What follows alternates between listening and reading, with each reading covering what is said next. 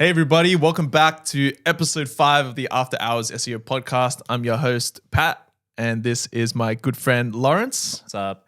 I was just looking at how nice you're looking today. Oh. I was mesmerizing the camera and the, really? the frame of that. Thank you. Did the hair extra nice Got the today. nice purple hue going on. Yeah. That's nice. Yeah. Yeah. Girlfriend's got me on a new skincare routine as well, so yeah. we're trying to liven that up a little bit. Pretty up. Make sure that you don't age out too fast and look like 80 years old in the next 5 years. Look like a dried raisin. Yeah. well. But hey man, you're looking good too. You've been hitting the gym. What's been happening? No, I've been running. You've been running. I got wow. I got the Hokas on. My feet are very sore. They're all blistered up. Yep. I said to my wife, I was like, you know what, we're going to go to this market. It's about 10 Ks away. I'm going to run home. And I did that. Oh, wow. And it was about 2 weeks ago and I'm still a bit cool. I'm still a bit, Wait, that was rough. So you just left her there? I was like, yeah, I'm going to run home. Yeah. I wore my shoes there. I wasn't running in like jeans or anything. That would be nuts. Yeah. But yeah, she was like, okay. And she didn't think I would do it. Yeah. And then I was like filming on the way back being like, look, kilometer 5, I'm coming home. Yeah. I'm going to be there. Yeah. And That's kind of like that moment where you remember that you have free will. Yeah. It's like, you know what, I'm just going to run home. Do you like flexing in your partner sometimes, being like, they doubt that you can do things? And I'm like, you know what? I'm going to show you I can do it. Yeah. Because they're the most like, yeah, you can't do that. Yeah. I'm going to run home. I'm going to show you. I'll show you. Yeah. Then I walked in and she was like, wow. That's been my life since. I've been able to gloat about that. It's been only 10 Ks. And then I see on my feed people running like ultra marathons, 200 kilometers in the desert. I'm like, yeah, okay. Your wife's like, oh, Lawrence, can you wash the dishes? But did you run 10 Ks though? Did you run 10 Ks though? Give me something in this world. We live in SEO. It's like the hardest thing to prove to anyone that it works sometimes. Yeah. Oh my God. Don't even get me started. Yeah. Anyway, before we went on that really long tangent, I want to dive into what we're going to be talking about today, which is the role of content in SEO. Yes. So, everybody knows high quality content is the backbone of SEO. And in this episode, we're going to explain how do you create it, how to optimize it, and, what is high quality content and all of that fun stuff. So if you're interested in all of that, stick around because we're going to get into some really, really juicy stuff today. So Lawrence, in the context of SEO, can I just ask you first question, what is high quality content? In the context of SEO current state, high quality content is, we always say, matching to the user intent. If someone's searching for something, if it's high quality, a user will find it very useful, very conceptual, but the semantics and the technical piece behind that is why we exist fundamentally and why I think content's become way more important in the last 5 years. It used to be just very focused on links and it really didn't matter what you put on the page as long as you had the right anchor text pointing towards it. And you know a lot about that. Yep. But, where we're heading to, and I feel like Australia's really caught up in that aspect, but now it's, high quality can be perceived as, if that user's on that page for less than 3 seconds, it ain't high quality. Yep. And we know those engagement metrics are super important. So if you can get a user to stay on your page for like more than 10 seconds and they actually click on something, you could debate that's just high quality content in whatever format, SEO or otherwise. Yep, definitely agree. What do you think? I think there's like two ways of like looking at it. I think the very like technical SEO-y way is high quality content is essentially a blog that satisfies EEAT, the EEAT guidelines from Google, expertise. Oh my gosh, I forgot what it was. It was something expertise, authority, and trust. What was the experience? You want to start that again? No, but you can save me here. What was EEAT stand for again? I actually forgot.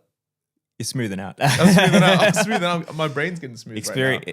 It used to be originally expertise, authoritativeness, and trustworthiness, but then they added in the extra E, which is experience, which I got deep on the source about. Right. Yeah. That's the one I forgot. Okay. EEAT. Right. So touch on like what Lawrence was saying. Essentially, high quality content for SEO is like a blog that is able to be a really, really trusted source or resource, but then it also actually drives an action and people actually stay on the page. So I think like a really high quality piece of content is one that users actually read mostly from end to end. So when they land on the page, they're like, oh, this blog looks really good and I'm actually going to read it because it's written in a really concise way that is able to convey the message that you want to convey and give reader a lot of value per sentence.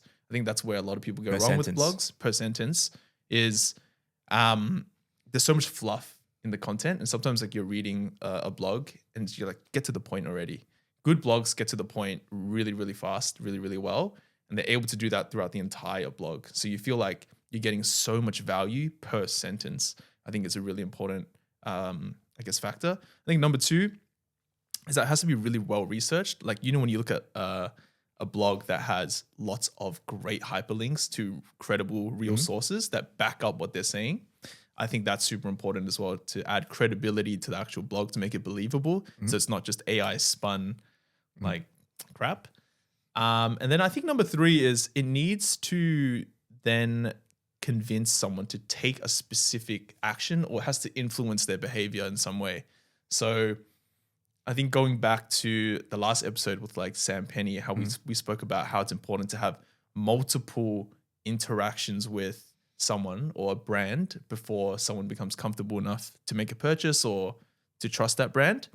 The same thing I guess like that's why it's important that you influence behavior with blogs, because someone is only going to come back to read your blog, I think, or you're only going to develop an audience if you're able to influence their behavior, because they see that the stuff you're writing is either so impactful or so helpful that you're able to actually make them take action or influence them to take action as a result of reading that information.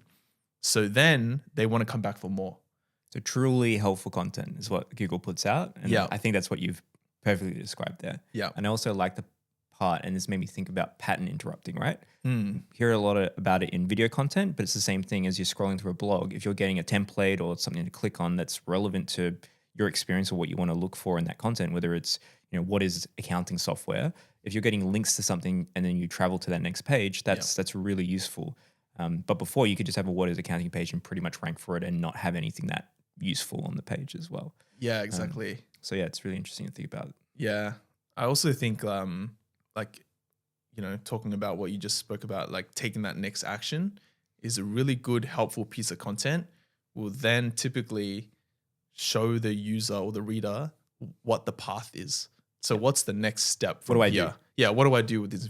I got this information? problem. What do I do next? Yeah, exactly. And that could be like, let's navigate deeper into the website, into another page, which is more helpful, which could then build them and like move them down the funnel. Or it can be can take a conversion action that, Subscribe to an email list. Yep. Come to this next webinar. purchase this product, or call us now to fix your XYZ problem. If you can get them to do something on the page, that's you're winning basically, because it's very hard to get people to do things. Yep, exactly. Super hard.